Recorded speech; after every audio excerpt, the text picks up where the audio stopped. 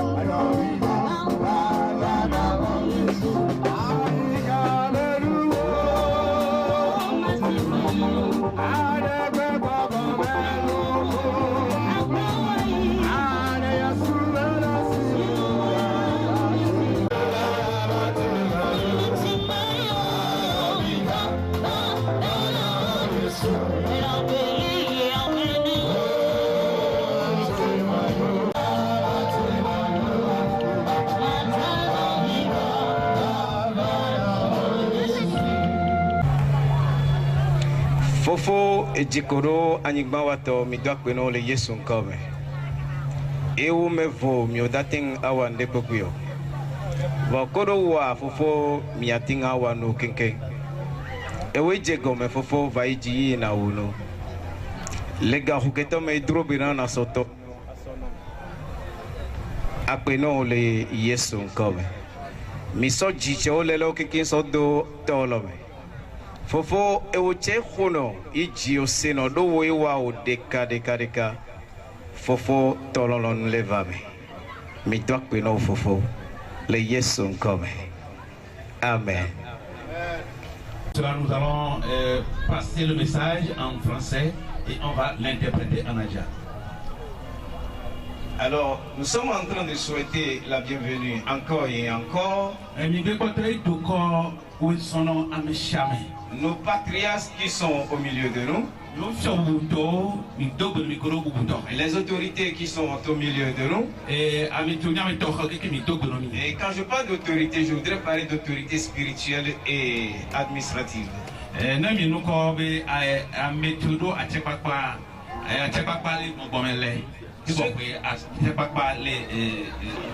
Ceux qui sont élevés spirituellement et charnellement. Et papa, maintenant, nous saluons nos mamans. Depuis que je suis arrivé, mon cœur est en train de pleurer. Et je suis en train de voir l'amertume de nos mamans.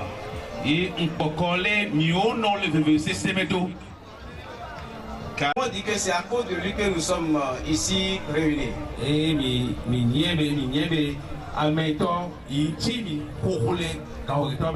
Mais au fait fond, ce n'est pas à cause de lui que nous sommes réunis. Mais voilà, c'est une loi spirituelle. Car la parole de Dieu déclare, selon Ecclésiaste chapitre 7,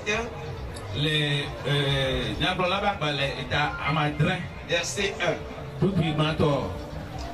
La parole de Dieu dit que le jour de la mort est un jour que tout en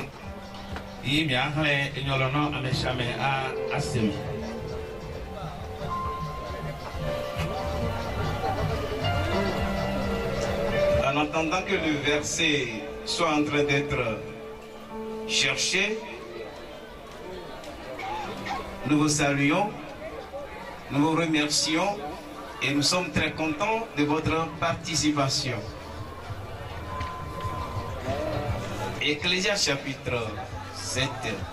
Ces paroles nous amènent chacun de nous à réfléchir. On dit une bonne réputation vaut mieux que du parfum. Oui, non, on connaît des loges et nous sommes parfaits au chino. Alors déjà chacun de nous doit commencer par se poser la question à savoir s'il a une bonne réputation. Autour de moi, à cause de moi.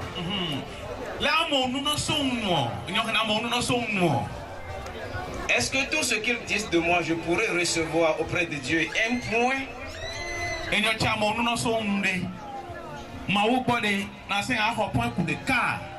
Maintenant on dit le jour de la mort vaut mieux que le jour de la naissance. Le jour de la naissance et le jour de la mort.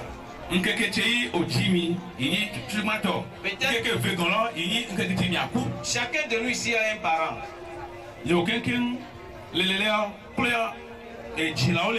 Quelqu'un est né de quelqu'un. Et nous sommes les descendants de quelqu'un. Alors, si le jour de la mort vaut mieux que le jour de la naissance, chacun de nous a déjà reçu le premier jour. Donc,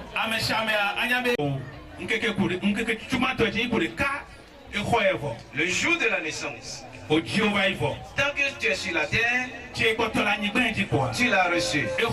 Quel que soit ton rang,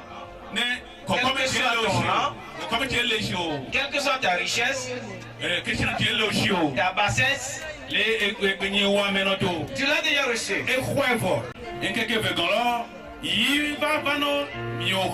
À notre père, à notre oncle, à notre grand-père, à notre. Voilà son second jour. Et son second jour est arrivé. Toi et moi sommes réunis maintenant. Et nous sommes là maintenant. Et je crois que ce jour de la naissance, les membres de nos familles respectives se sont réjouis. Et voilà le second jour qui est arrivé. Mais moi, ma question, est-ce qu'un jour, avec respect, Soso Ayinago, dont le fils est Soso Kodjovi, est-ce qu'il savait qu'il y a le second jour? Et s'il le savait, est-ce qu'il l'a préparé? Parce que si on m'avait dit qu'il y a un jour, Et comme me dit que ce jour est précieux que tout autre jour, j'avais déjà dit, nous ne sommes pas ici à cause de lui. Mais le Seigneur nous a réunis pour nous dire que ce jour doit être préparé. On lui rendra compte.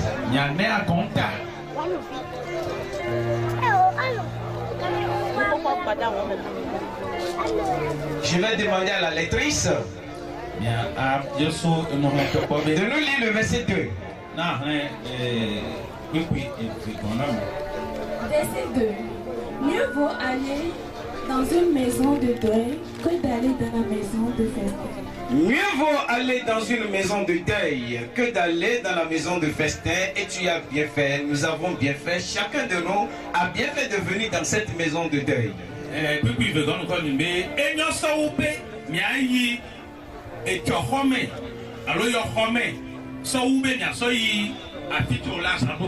Pour apprendre.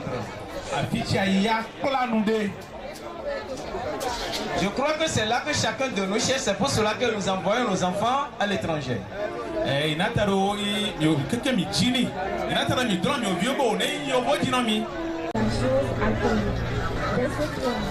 Verset 4. Oui. Le cœur des sages est dans la maison de deuil. Et le cœur des insensés dans la maison de joie. Et qu'il y a une paix. Et tout ce qui est sérieux nécessite un effort. On doit s'asseoir, réfléchir. Ici, concernant ce jour, ce jour-là, et on dit le cœur de celui qui est sage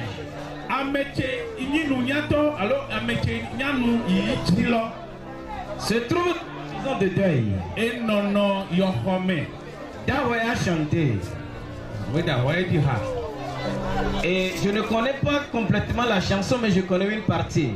Il dit Kuyaha, Djeha, Nene Kiyava no Guide Kaerea.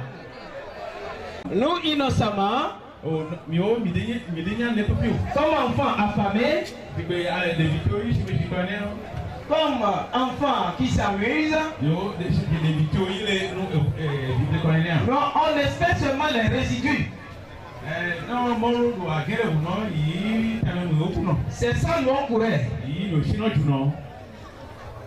Et ce jour nous permet de boire. Ça nous permet de manger. Et on va au danser. Mais finalement, quand Dieu nous a réveillés, on a vu que ce n'est pas ça l'affaire. Que c'était ça l'essentiel. Alors que celui qui a créé la vie, lui nous dit que ce jour, quel que soit ton rang, tu dois prendre ce jour pour réfléchir. Ce n'est pas un jour de réjouissance. Un élève qui va à l'examen doit. Et s'il ne le prépare pas, il finira mal. Et il va sortir avec honte. Il va honner ses parents. Il va honner sa famille. Je me demande si quelqu'un n'est pas en train de honner Dieu.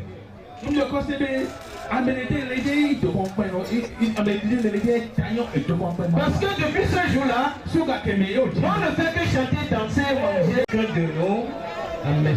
Au lieu de dire au Wacholosa, organiser les funérailles, les obsèques, d'aller réfléchir.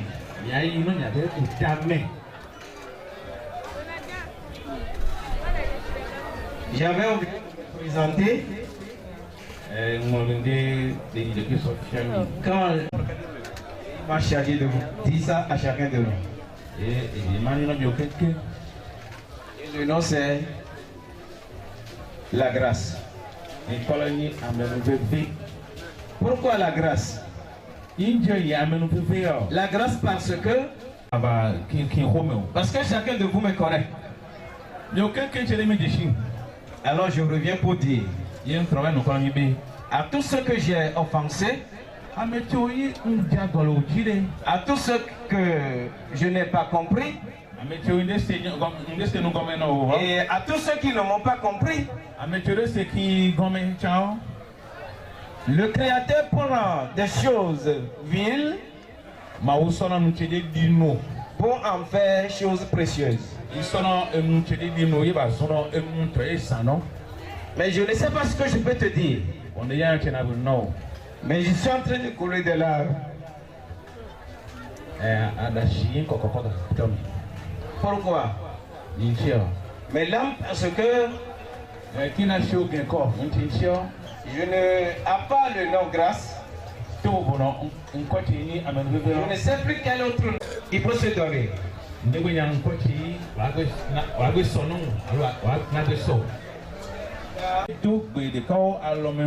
Et ces commissions, il m'a chargé de les transmettre. C'est pour ça, c'est de l'amertume dans le cœur. Pourquoi de l'amertume? En dehors d'ici, dans la chair, depuis un certain moment, le Seigneur m'a relevé une équipe solide. Le Seigneur m'a révélé une équipe solide.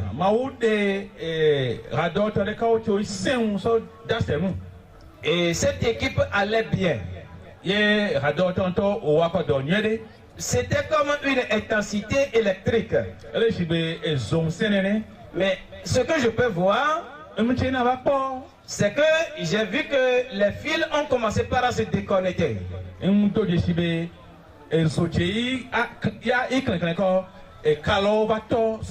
Et j'ai vu mon père, Soso Kodjovi. Je l'ai vu, il m'a vu. Il m'a regardé, je l'ai regardé. Mais ça m'a étonné. Je n'ai jamais partagé ça avec quelqu'un. Je l'ai gardé. Mais j'ai prié. J'ai demandé à Dieu. Qu'est-ce que cela me dit? Qu'est-ce que tu me dis, papa? Et il m'a dit, mon garçon, bientôt, ça n'ira pas bien. Il a dit, mais qu'est-ce qui ne sera pas bien? Il a dit, j'ai trouvé un homme intègre.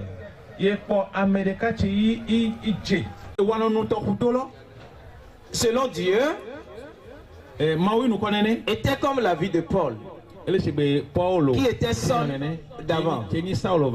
Et Saul, il était intègre.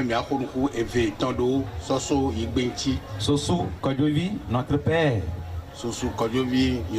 notre guide, notre modèle. Né en 1939 à Toum, Mioda Sosu Kodjovi, c'est 1937. À Toum? Oui, en 1937, Ruelo Yanima Kotokundeka, Kahoui, Tiachideke, Kolo, Ekmakolo, Tiadre, Meyo Dile. Papa Kodjovi a passé son enfance chez sa tante paternelle à Lagbavie.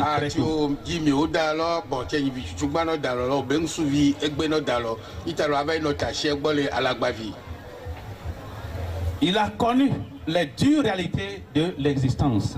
Il est revenu aux côtés de son papa, un peu plus jeune, non scolarisé. Il a accompagné son père dans les travaux champêtres, apprenant la valeur du travail et de la persévérance. Son désir d'apprendre un métier était si fort. Oui, il va doit garder Camelo, et j'y vais à Plato, qui a aidé sous couleur à Plato. Qu'à 29 ans, malgré le refus initial de son père, il a vendu son vélo pour partir à Lomé, où son oncle maternel l'a aidé à devenir apprenti chauffeur. Oui, tu vas me à Plato, et il va me dire dans le beau, oh, je suis bonne et volé. Il y a encore d'autres gens, il y a des gens qui ont suivi, il y a Solengbois, oh, un délon. Donc, que tu as les chagas au Melo, et ce que ça va y ça. Il n'y a des cas et non pas dit tolo, non de domini. Il va signer contrat les Lomé. Il trouve un apprenti chauffeur. Donc, la vie. Mais le destin a frappé. Il va doit garder main. Un accident lui a brisé le bras.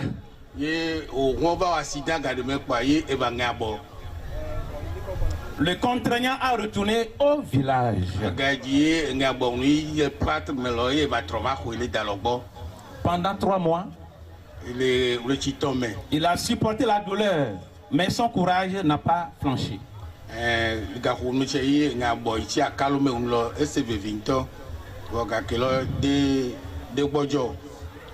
Entre 1967 et 1968, son père, qui voulait le maintenir auprès de lui, prit l'initiative de lui trouver une épouse.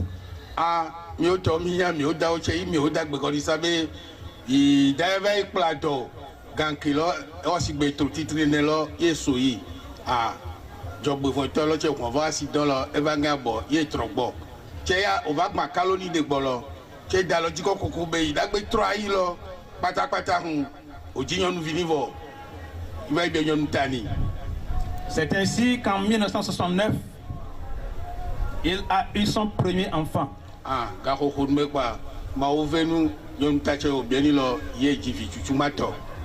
Cette stratégie familiale, habilement orchestrée par son père, contribua à l'ancrer durablement dans la vie villageoise. Voilà,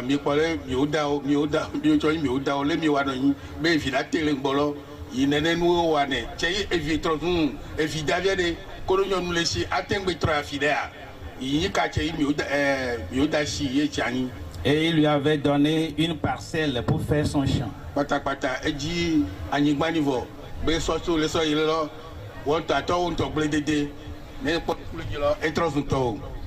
Son père, voyant sa détermination pour apprendre un métier, lui a finalement donné sa chance en l'autorisant à apprendre la maçonnerie auprès du frère Kada à Bouton.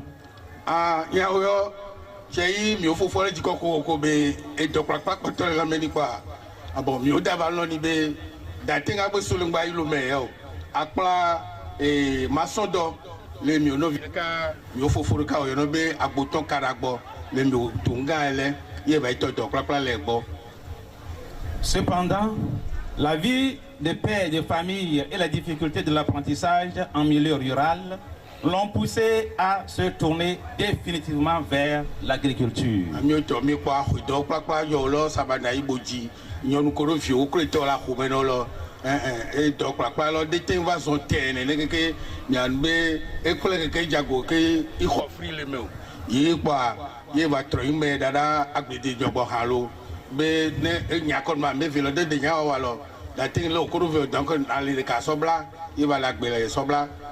C'est ainsi qu'il est allé faire un grand champ à Novici.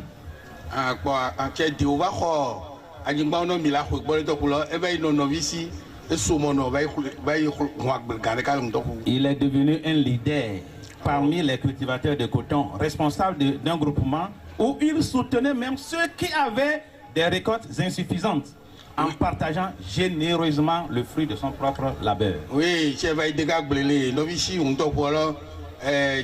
coton de Tio dans donc on va chef de groupement de cas donc et il le groupement mené à me de va wagner de là mais va d'ailleurs de chichalo il home il au déno à me il fait le groupement mais quelqu'un là il home il au déno on le il va bojo ye gbe va trova ahoe.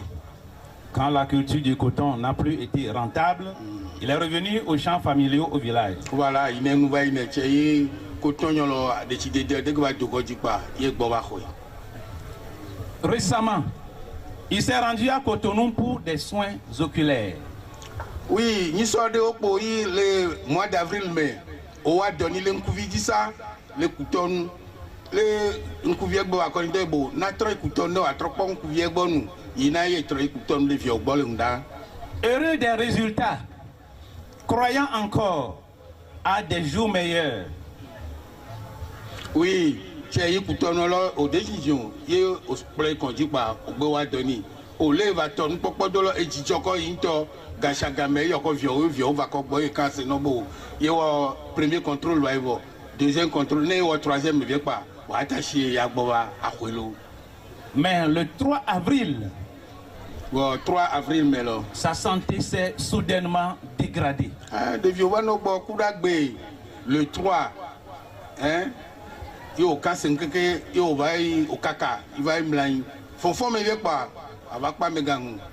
Oh, Badahoye Valele, Badji, Michel Komamene. Dans le 4 avril, il nous a quittés, emportés par une courte maladie contre laquelle même les médecins n'ont pu lutter. Oui, j'ai eu au play quand il allait au point de quelqu'un au niveau à Tchike, j'ai eu à Holini, il y a un sang d'attendre que les bénévoles à Holo, il t'a là, on est trop à Homer.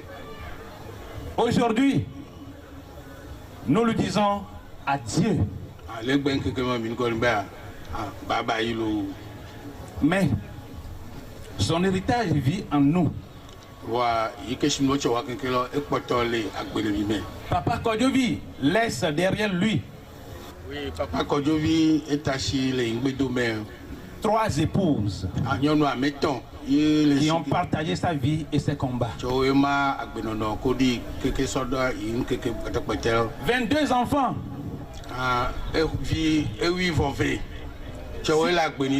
6 garçons et 16 filles. Qu'il a élevé.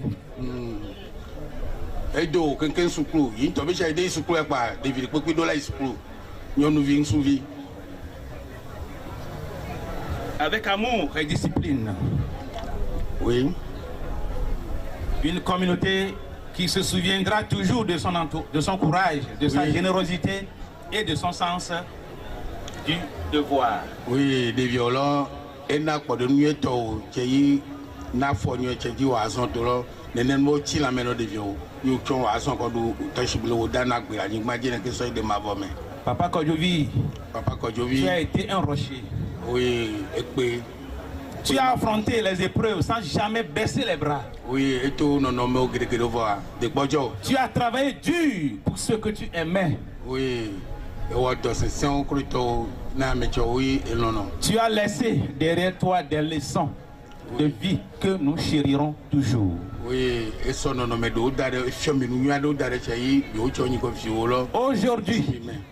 aujourd'hui, nous te disons, repose en paix. Père bien-aimé, que la terre te soit légère. Que les ancêtres t'accueillent avec fierté. Ton souvenir vivra éternellement en nous. Oui,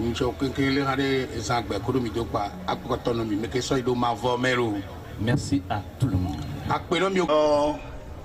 Mi o tɔ tsɛ o yi de susu do ɖa yi sɛfiri yɔn sɔ egbɛsɔ no mi do akpe ni ma de nene sa edoɔ tu ko yi mi ava yi xonuku le kɔdzoviɛ o xonuku sugbɔsugbɔ tom sosom vɔ enyi chef quartier le Tonga vɔ egbe nyi président nɔ chef tsɔwo le quartier le kolo tchole kokio me vovovovoai mi do comme game ikolo mi akata no afilo no mi chen pom bon zibe te kon wana o me kolo itonu o yi dolele kolo yi soso amedo duko yi avie alo barbe mi duko yi avie tro afie yi le te le to kuja mi duke midu kɔkɔnyo vi yade trotro afia lele tɔku bɔnna mi tsɔ o nye lɔ o nye yi tɔku nɔtɔwo te nɔ kɔ zerika zeve va yi vie tia de réussi o donc mia biɔ kɔ soso gbɔ lele trotro yɛ kaka be ametsi ava nɔ yi tɔku lɔ ne kpe de le alɔ keŋkeŋ me ne kpe de le alɔ keŋkeŋ alo ne mi same de yi be yi le yi tɔku lɔ. Ne kpe de wa dɔko di le gbɔngbɔn me le alɔ keŋkeŋ me bia e wa dɔko ɖo mi enugɔme sese tɔ le nɔvi wa alo tenu sese tongatɔwo ŋutɔ tsã tsewo ye kplɔ tsã kpɔ ɖe kplɔ toto mɔ baɖabaɖa ɖe dzi o keke sɔkɔ ɖo ehu tsɛwo ye wòxo nɔ tsã yi ɖeke le hu nɔ exo nɔ gbadza wòɖo xɔnuku soso ŋu. Exolo gbadza egbe kplanɔ dzigbɔ ɖe hawo amewo parce que miabe tongatɔwo ye nyi enɔnyitsu nyi kpa nyi asiste nɔnulɔwo sugbɔ donc le miabiɔ sebɔ gbɔ be mawo ne kplɔ asɔ hã yi tɔxu nyuie ne be asɔyinuvɔwo asɔ ki axɔe da ɖo fafa tɔxu le Adjavivi. Chef canton Adjavivi 11 nkɔmɛ ŋxɔgbe edo tume be mado akpenɔ ametsɔwo yi dravu le yi dɔlele me ametsɔwo yi dravu le yi kungbedume me keke dodo dze kɔdziɔ yi do akpenɔ tɔgbe aɖo Amerika tɔxu ne akpenɔ mi kpɛtɛlɔ miava kpɔ famille.